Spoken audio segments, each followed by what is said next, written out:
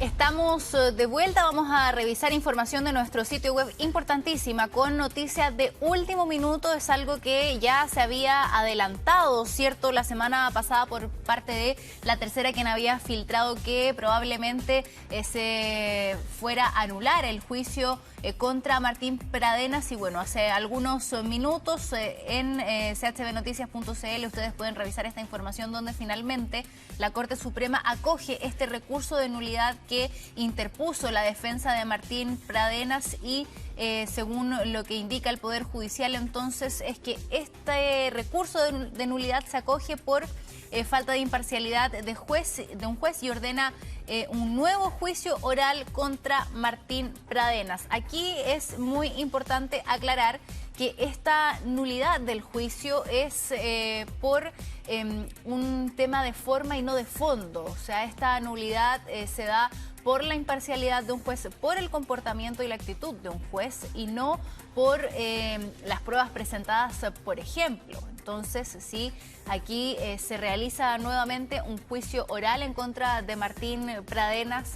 Lo que debería pasar es que claramente se le imputen los mismos delitos por los cuales en un principio la Corte había estimado que debía cumplir estos 20 años de presidio.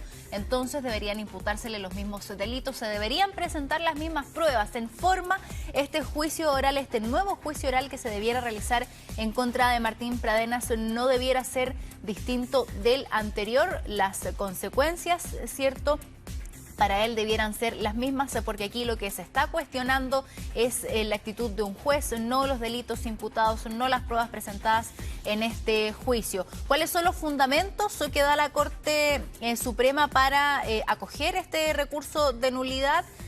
Aquí los comparten y dicen: la Corte Suprema acoge por mayoría el recurso de nulidad por considerar que hubo falta de imparcialidad de uno de los jueces debido a comentarios sobre el caso en sus redes sociales. Los comentarios fueron realizados mientras se desarrollaba el juicio oral, por lo que deja en posición desfavorable a una de las partes. La imparcialidad de los jueces es un derecho fundamental, universal, tanto para imputados como para las víctimas. El máximo tribunal no cuestiona temáticas de fondo, que era lo que les comentábamos, ¿cierto? Aquí no se está cuestionando ni las pruebas, ni la participación del imputado y la utilización de la perspectiva de género para resolver el caso. Eso no está en cuestión. La Corte Suprema ordena un nuevo juicio oral con jueces habilitados, por lo que el imputado seguirá en prisión preventiva. Este punto también es muy importante. Ahí muchos se preguntaban qué es lo que iba a pasar con Martín Pradenas si es que se anulaba este juicio. Bueno, va a seguir en prisión preventiva mientras se pone fecha para un nuevo juicio oral.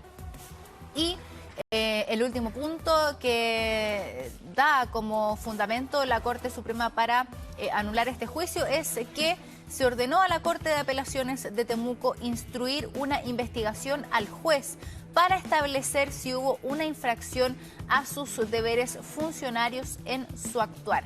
Es eso lo que se ha determinado. Recordemos que la defensa de Martín Pradenas solicita esta nulidad del juicio una vez que se dan cuenta que uno de los jueces que participó de este fallo, que fue además el que redactó la sentencia y condena de Martín Pradenas, se dan cuenta que este juez emitió algunos comentarios a través de redes sociales que iban en contra de Martín Pradenas, compartiendo su imagen y parte de este caso con hashtag como por ejemplo Justicia para Antonia, violador también era otro de los hashtags que utilizaba para referirse al caso de Martín Pradenas. Todo esto mientras el juicio seguía en curso, por lo tanto, por eso la defensa de Martín Pradenas acusa que aquí hubo imparcialidad por parte de este juez. Se solicita entonces esta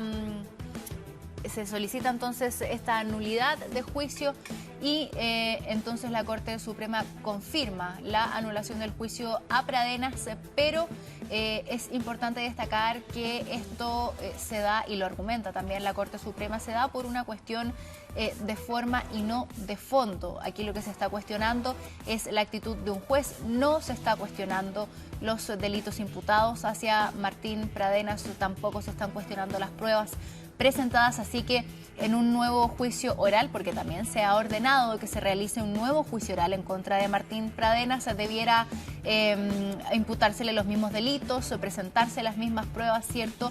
Pero esta vez con otros jueces que dictaminen el fallo. Mientras todo esto ocurre, Martín Pradenas va a seguir en prisión preventiva. Y lo decía ya la semana pasada el papá de Antonia Barra, ¿cierto?, que si es que era necesario volver a repetir todo el proceso, lo iban a hacer con las mismas pruebas, con las mismas ganas también, ¿cierto?, de volver a pasar por este proceso que ellos decían es bastante desgastante, porque además esta noticia le llega justamente en medio de las fiestas de fin de año, y lo decía el papá de Antonia Barra, esto...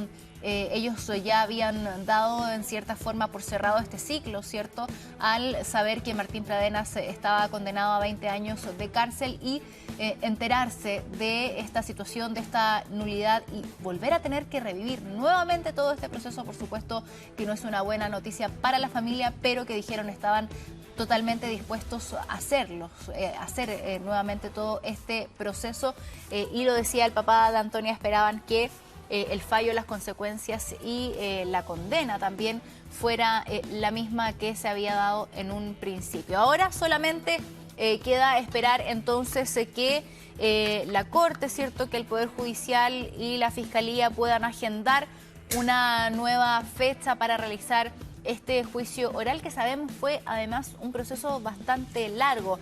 ¿Qué es lo que va a tener que pasar en este juicio oral? Se van a tener que presentar, ¿cierto?, nuevamente las pruebas, los testimonios, los testigos, para que se pueda entonces dictaminar nuevamente una condena y una sentencia para Martín Pradenas, que mientras todo esto ocurre, entonces sigue en prisión preventiva.